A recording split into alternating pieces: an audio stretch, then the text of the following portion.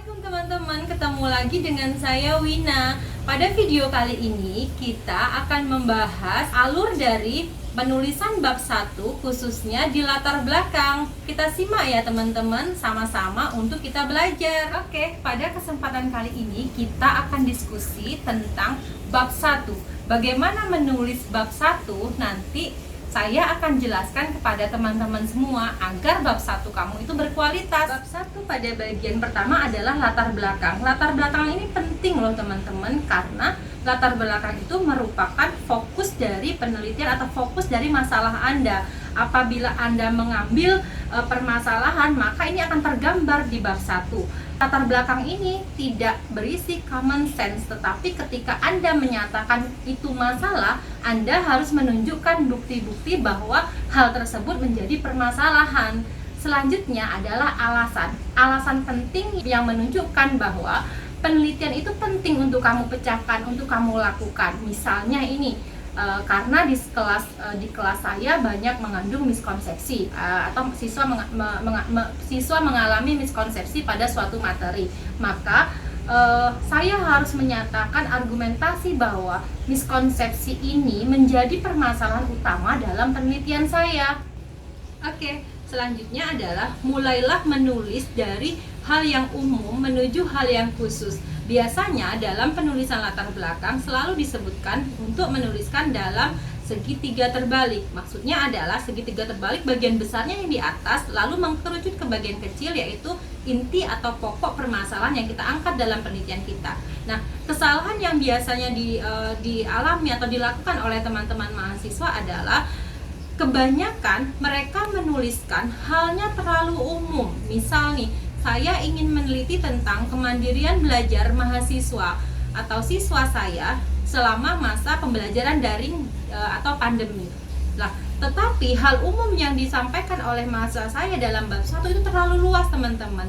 Jadi bicara di awalnya itu terlalu panjang dan terlalu luas, dan itu tentang misalnya pendidikan secara umum, lalu hanya sedikit bagian kecil di khususnya. Nah, itu yang menurut saya tidak terlalu fokus, terlalu umum, membahas hal-hal yang tidak menjadi fokus penelitian. Tuhan, ketika kita ingin membicarakan kemandirian belajar apabila membahas di bagian pertamanya tentang pendidikan dan era globalisasi begitu. Jadi apa yang bisa dilakukan, yakni dengan menuliskan permasalahan utama atau permasalahan pokoknya. Misalnya bisa memulai dari bagaimana di era pandemi siswa atau mahasiswa itu belajar, bagaimana proses pembelajaran selama era pandemi atau selama pembelajaran daring.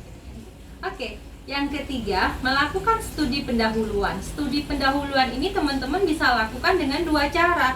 Satu adalah secara teoritis, yang kedua adalah secara empiris.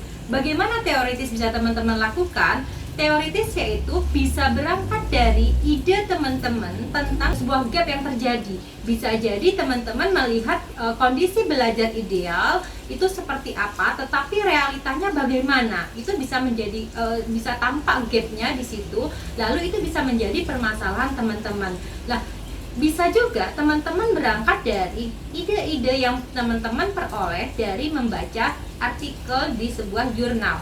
Banyak tulisan yang membahas mungkin tema-tema yang cukup menarik, yang bagi teman-teman itu menjadi menarik untuk teman-teman teliti.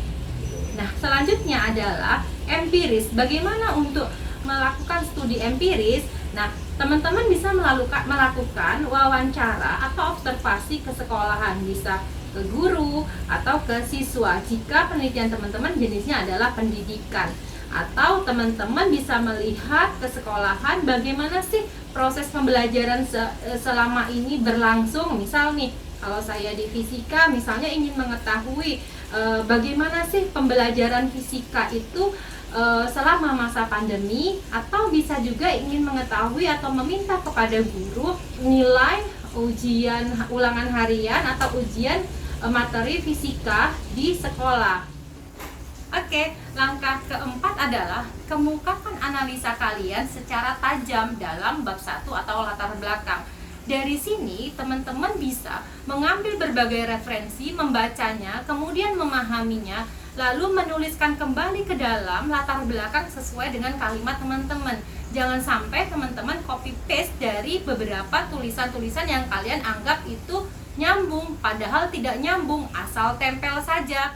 Oke, ketika teman-teman melakukan copy paste saja dari beberapa artikel, lalu teman-teman masukkan ke tulisan teman-teman, maka yang berikutnya terjadi adalah pola penulisan teman-teman itu nggak jelas atau bolak-balik nih. Misalnya nih, kalau dalam penelitian pendidikan nih, teman-teman sebenarnya hanya ingin mengetahui miskonsepsi saja, tetapi di paragraf pertama teman-teman ngomongin pendidikan, yang paragraf kedua teman-teman ngomongin pembelajaran, paragraf ketiga sudah ngomongin tentang miskonsepsi, lalu balik lagi ke pendidikan, pembelajaran, miskonsepsi. Itu akan terlihat tampak bolak-balik, jadi tidak akan ketemu benang merah dari bab 1 atau latar belakang tersebut. Oke, tipsnya adalah untuk biar tidak bolak-balik, teman-teman bisa membuat main idea atau ide pokok pada setiap atau pada latar belakang teman-teman. Jadi teman-teman membuat ide pokok pada setiap paragraf, atau bisa jadi satu ide pokok itu tertuang dalam beberapa paragraf. Misalnya nih, paragraf 1 dan 2 teman-teman cerita tentang pembelajaran, lalu paragraf berikutnya teman-teman cerita tentang miskonsepsi, dan seterusnya sampai dengan fokus penelitian teman-teman itu tampak dan itu jelas terbaca. Oke,